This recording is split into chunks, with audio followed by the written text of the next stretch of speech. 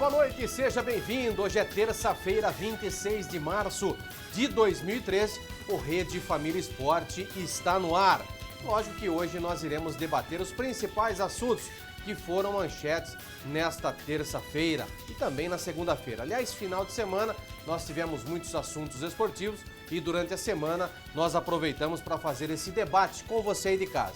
Lembrando mais uma vez que você pode nos ajudar a participar do programa. E a Marina vai trazer aí as novidades, como você consegue participar do programa e também essa relação do Rede Família Esporte com você, torcedor de casa. Boa noite, Marina. Boa noite, Guida. Uma excelente noite para você que nos acompanha todos os dias de segunda a sexta-feira, das 7 às 8, Rede Família Esporte. Você pode participar conosco no facebook.com/Rede Família Esporte e também mandar o seu recado, a sua sugestão. Sempre manter esse contato conosco no nosso e-mail, esporte@redefamilia.com.br. E algumas notícias importantes que nós vamos falar hoje aqui no programa. Boca Juniors cobra 8 milhões do Corinthians pela venda de Carlito Tevez.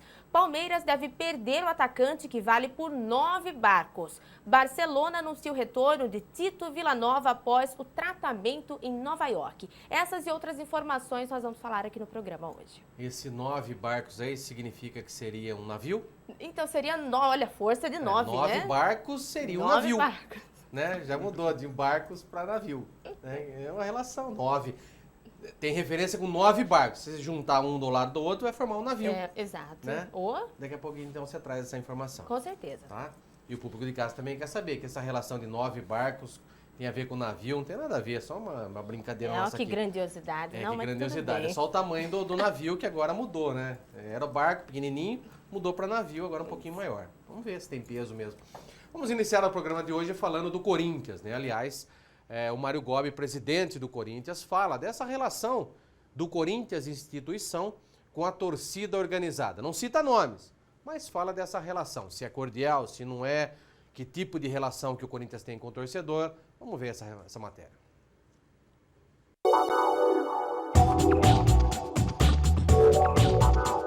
Com relação às torcidas, desde quando eu assumi a diretoria de futebol, a relação sempre foi de diálogo.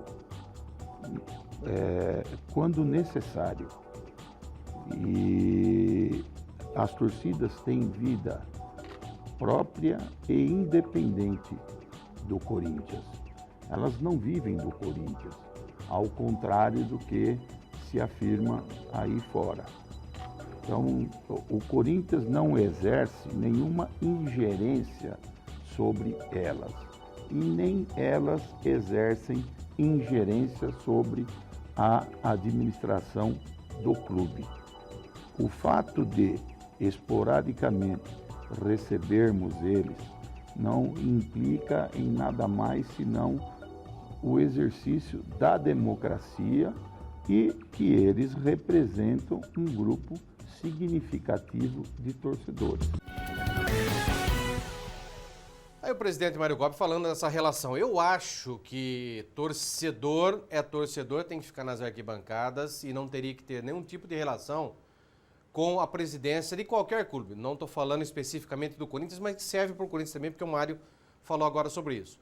Eu acho que a relação ela tem que ser simplesmente de dirigente e torcedor, nada mais do que isso. Esse negócio de financiar viagem, de financiar treino, de dar dinheiro para torcedores, eu acho que devia acabar.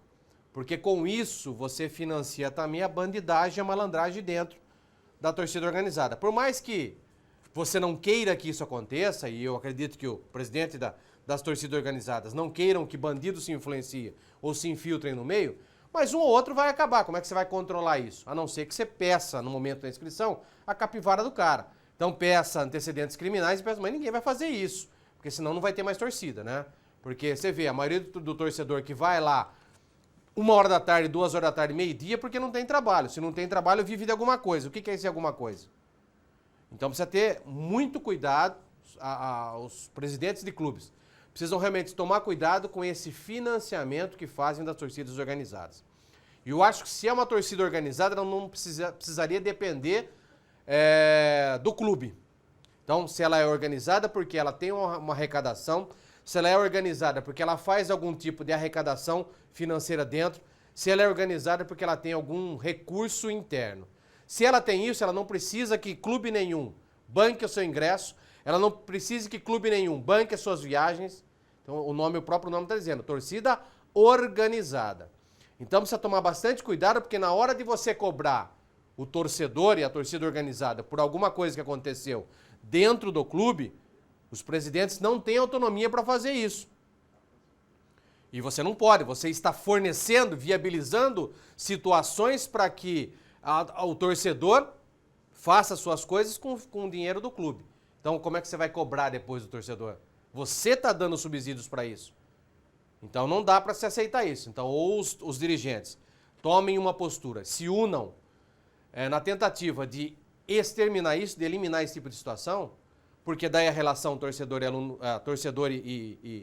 e dirigente vai ser simplesmente torcedor e dirigente. A cobrança terá que vir na mesma proporção de que também o dirigente vai cobrar das organizadas uma maior mobilização a favor ou contra, porque fica essa coisa, 2 ou 3 integrantes se infiltram no interior das diretorias e aí viram oposição do presidente atual e aí a oposição, né, de agora vai por trás, conversa com os caras, ó, vocês vão ter que dar pressão por trás, muita pressão, hostilizar jogador, hostilizar treinador, e aí o presidente que está bancando fica numa posição complicada. Poxa, eu estou dando dinheiro, financiando, e vocês estão fazendo isso comigo? Quer dizer, mas muita gente não sabe que tem por trás a oposição bancando muitas vezes mais para que isso aconteça. Então, você gostou do negócio de pressão por trás, você gostou agora, né, Teves? Você deu pressão por trás já. O senhor já é malicioso, né? O senhor é malicioso. O senhor já levou por trás isso, entendeu? Eu queria fazer essa pergunta faz tempo. Fazer essa pergunta. O senhor é brincadeira. Eu falo alguma coisa, o Teves já se viu. Está parecendo uma cobrinha, nossa amiga. Uma cobrinha? É. O senhor gostou da cobrinha? Eu gostei. Gostou, né? Gosto muito. Você? Não vejo nenhuma cobrinha aqui. Porque você está vestida de cobra, mulher cobra hoje, ele falou. Está muito boa. Olha lá, então, tenha respeito? Eu tenho o respeito. Tenha respeito, seu ordinário. Eu tenho o respeito, mas o respeito não quer obedecer eu. O respeito não quer obedecer você? Então o senhor está suspenso, então. Que isso agora? Tenha respeito, rapaz. Eu vou pedir para o namorado dela, tem 2 metros de altura, forte, vim pegar o senhor aqui. Nossa. Quero ver o que você vai fazer. Vai nessa, vai. Agora assustou. Assustou agora. E você pode ficar muito mais próximo da Rede Família. Sabe fazendo o quê? Escolhendo o nosso slogan.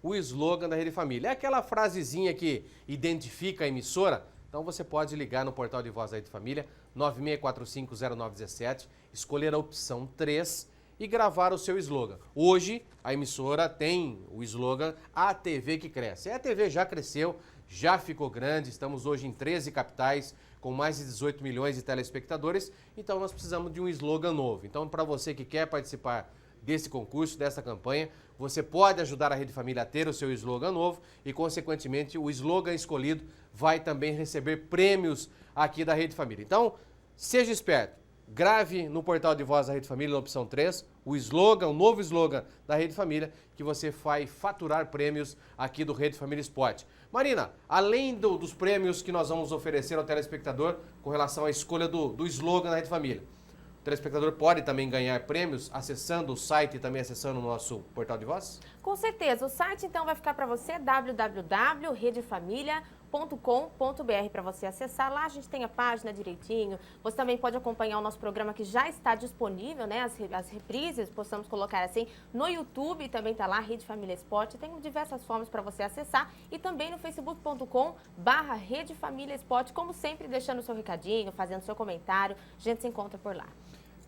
Ontem teve uma repercussão boa, né? Eu tenho certeza que no nosso Facebook também muita gente acabou gostando também da presença do treinador, né?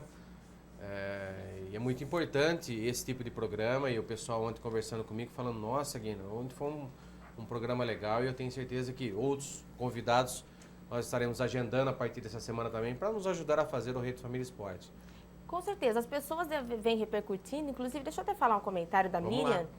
Miriam Queiroz, ela é de Leme, ela disse que gostou mesmo da participação e ela, assim, não deixa de assistir o Rede Família Esporte pelo seguinte fato, porque ela diz que os comentários nossos aqui são realmente pertinentes, que os seus comentários, que a sua colocação das notícias envolvendo o futebol brasileiro são, de fato, não são tendenciosas, muito pelo contrário. Então, dá esse respaldo para o leitor, que, enfim, que lê o que a gente coloca no Facebook, para o telespectador acompanhar, de fato, e saber assimilar, né? E ter a sua opinião através dos comentários que a gente passa aqui no programa. Eu acho que o apresentador, o comentarista, ele tem que saber que ele é um formador de opinião. Então, muitas vezes, o formador de opinião, ele é responsável por aquilo que ele fala. E tem que saber que lá atrás tem outras pessoas dependendo daquilo que ele fala para ele poder reproduzir essa fala, usar essa fala também. E o público que está em casa se ancora muito nisso, no apresentador, no comentarista, para poder comentar com os amigos. Então, se ele fala alguma besteira, lógico que a pessoa que está também se baseando nesse comentário vai levar essa besteira para lá. Então, é uma postura, sempre foi do Rede Família Esporte. Né? Ninguém nos paga para falar de coisa alguma, pelo contrário, eu sou um funcionário da Rede Família Televisão, você também é, os câmeras estão aqui, então nós somos independentes para falarmos aquilo que nós sabemos e aquilo que a gente colhe de informações oficiais, sempre oficiais, dos clubes de todo o Brasil. Então, por isso que, baseado nessas informações oficiais, nós levantamos essas informações, filtramos tudo e realmente passamos para a credibilidade, passamos para o torcedor de casa tudo aquilo que é relevante para ele, para ser fundamental para ele. A gente não joga informação simplesmente por jogar. A gente quer contribuir para que o torcedor de casa possa criar a sua opinião própria, baseado em informações pertinentes e concretas. Isso é muito importante. Eu gosto muito de ser assim. Muita gente fala, ô Guina, você comentou um negócio, mas não podia ser. Não pode, porque esse tipo de informação aqui eu não tenho essa informação e eu não gosto de ficar jogando coisinha no ar. Não, pelo contrário, as informações que a gente tem, a gente passa com credibilidade, para que depois você de casa possa filtrar e estabelecer a sua opinião também com relação a isso.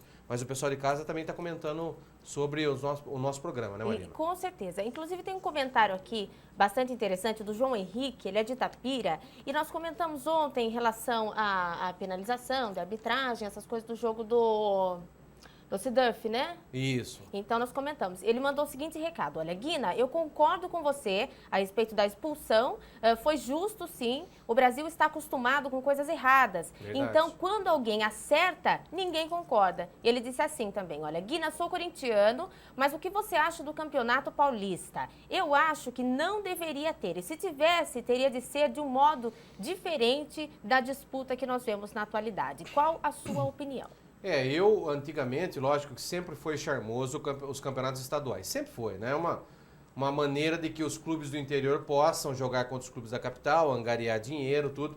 Mas, ultimamente, nem isso está acontecendo, porque os ingressos estão caros, os times pequenos cada vez mais pequenos e os grandes cada vez maiores. Então, não dá hoje para estabelecer uma relação entre o clube da capital e o clube do interior. Cada vez pequeno e cada vez menos sem infraestrutura e recurso financeiro.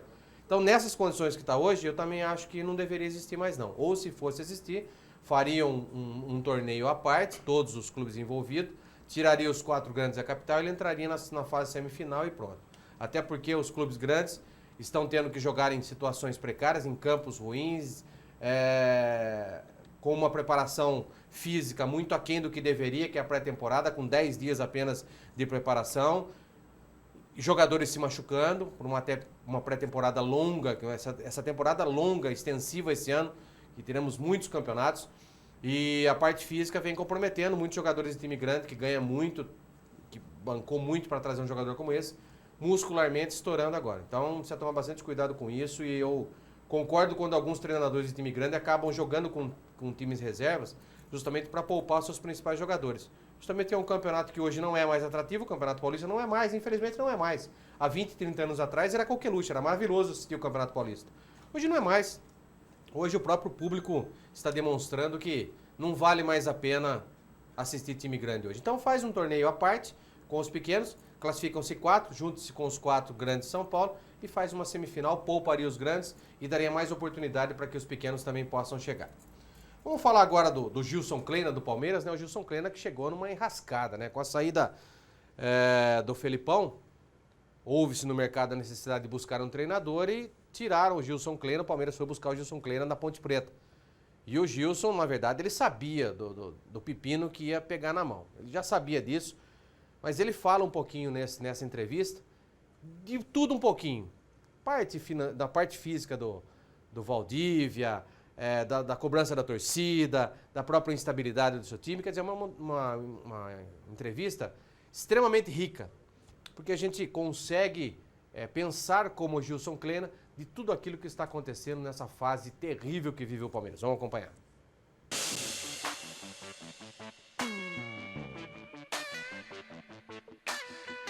Ele assumiu o barco quando já estava afundando, enfrentou a realidade. Não conseguiu evitar o naufrágio, mas também não se abateu e agora, aos poucos, tenta implantar seu trabalho, se adaptar a um time grande e à maior cidade do país.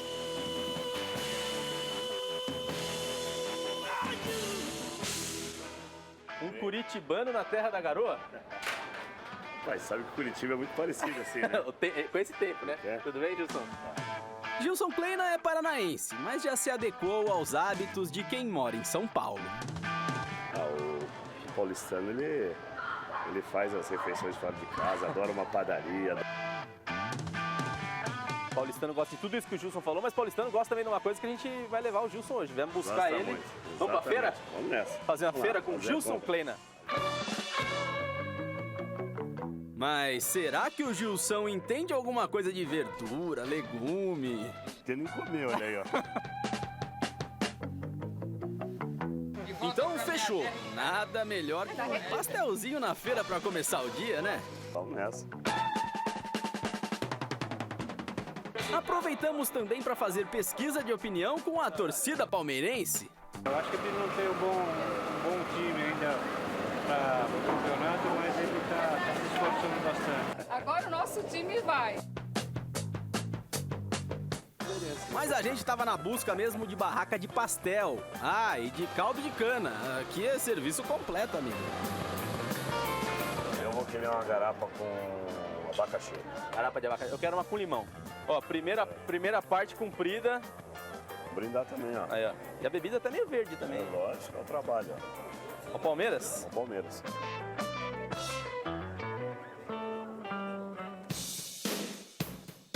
Antes de falar de futebol, terminamos de escalar o café da manhã. Eu vou de carne com queijo, hein? Eu quero... Eu vou no tradicional, vou pegar o de pizza. Enquanto fritava o pastel, falamos sobre a batata quente que o Kleina enfrentou no ano passado. A queda, né, foi uma coisa assim dolorosa para todos.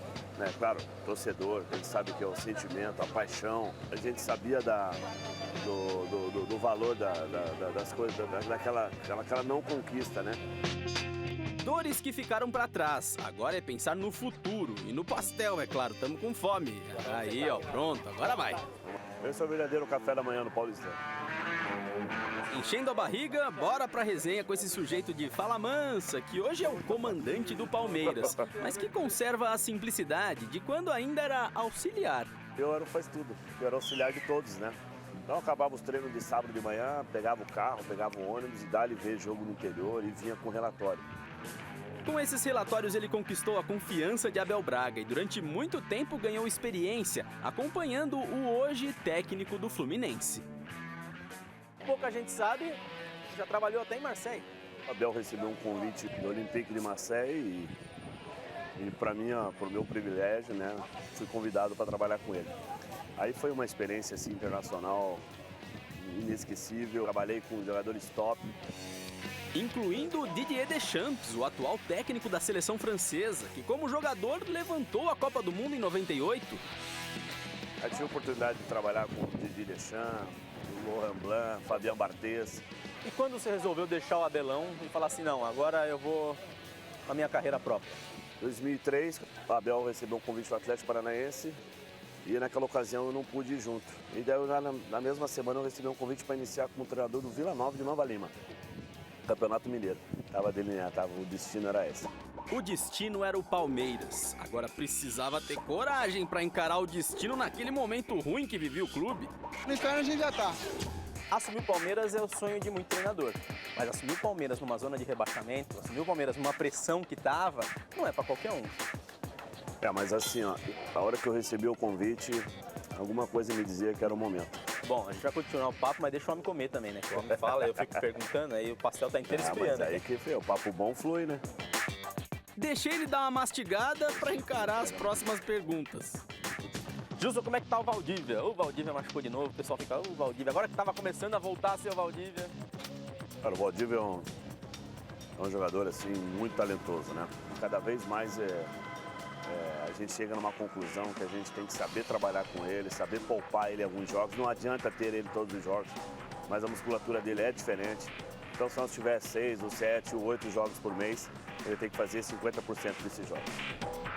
Desafios: poupar Valdívia e suprir a ausência de um outro ídolo que foi embora. Quanto o Barcos queria sair do Palmeiras e quanto a saída do Barcos do Palmeiras era uma coisa interessante também para o Palmeiras? Olha, é difícil mensurar isso aí, né? Essa decisão, ela partiu do empresário do Barcos, né? Quando saiu uma parcela que devia para o LDU, quando tinha uma situação, renovação, entrou o Grêmio nessa situação. Então foi uma situação que ia ser bom para todo mundo. O Barcos hoje é outra camisa, os meninos que chegaram aí também estão loucos para mostrar. Quem não tem Barcos, caça com o Leandro mesmo, que veio no pacotão do Grêmio e tá superando as expectativas. O Leandro, no momento, conseguiu essa titularidade e o melhor, né? Conseguiu mostrando em jogo, né? Tá fazendo gol, menino. Ele tem estrela para isso, né? Ele entra, o tempo que ele joga, ele faz gol. Gols que ajudam a acalmar, a apagar os incidentes que aconteceram na Argentina depois da derrota pro Tigre na Libertadores. Momentos tensos que Kleina viu de perto. Ah, não pode, isso é inadmissível. E o próprio torcedor palmeirense que vem falar comigo, ele também fala dessa maneira. O que a gente quer é jogar junto, né? Ninguém tá ali para perder. Mas agora, partir para esse momento, partir para agressão, aí não é mais esporte, aí não é mais torcedor. Essa marca Palmeiras aqui, ela tem que ser mais valorizada nesse sentido. E não denigrir essa grandeza desse clube aqui com atos de violência. Agressões que só fazem o clube perder internamente. Desequilibra emocionalmente uma equipe, sim, desestabiliza grandes jogadores, né? De repente, se não é o presidente, a diretoria convencer 2, 3 jogadores importantes, não poderiam estar mais jogando no Palmeiras. E aí você começa a ouvir que outros grandes jogadores não querem ficar no Palmeiras por causa que aqui a torcida não faz cobrança. Aqui é briga, querem bater. Aos poucos, os bons resultados vão trazendo a calmaria de volta para o mar palmeirense. Se bem que o comandante do navio está escaldado. A gente tem que trabalhar, tem que estar atento. O Palmeiras é uma equipe diferente. Eu acho que trabalhar no Palmeiras nesse momento é que nem viver em Israel. Tá sempre atento. Qualquer sirene você já tem que estar ligado para você viver com esse botãozinho aí ligado. Ligado e pronto para a pressão. Não poderia ser diferente. A partir de agosto, o Palmeiras começa a comemorar o ano do centenário do clube. E Gilson Kleina sabe que é fundamental festejar esses 100 anos, voltando para a elite do futebol brasileiro. Muito importante a gente voltar para a primeira divisão. O primeiro objetivo é classificar entre os 8. E dia 2 de abril já começa as decisões do Palmeiras, que é a Libertadores. Dia 2 temos a primeira decisão com o Tigre. Tenho certeza que o Pacaembu vai estar lotado. Se tiver que suar sangue, nós vamos suar. E depois nós pegamos o Libertad dia 11, que é outra decisão. Pronto para guerrear em campo, viver em paz fora dele e nos momentos de folga comer um pastel. Esse é Gilson Kleina. O que a gente quer é só dar alegria para eles e a gente trabalhar da melhor maneira possível. Gilson, então quem quiser pagar pastel, pode vir pagar pastel pro Gilson. Tá fechado aqui. Aí, ó, pastel de pizza com garapa.